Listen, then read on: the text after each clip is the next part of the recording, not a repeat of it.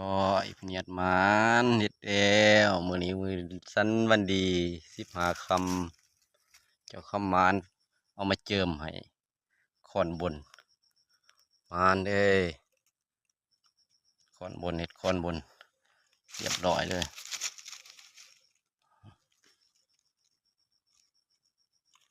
เสียงหน่อย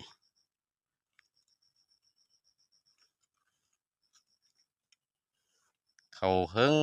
หาเกือบ30 นาที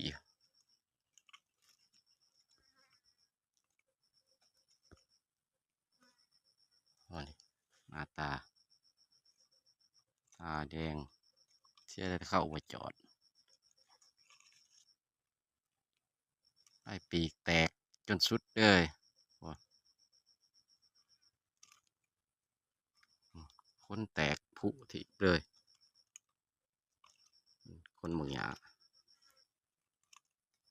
เสียงหน่อยที่ว่ารอบจัดดีอยู่ตากระแดงอันนี้ได้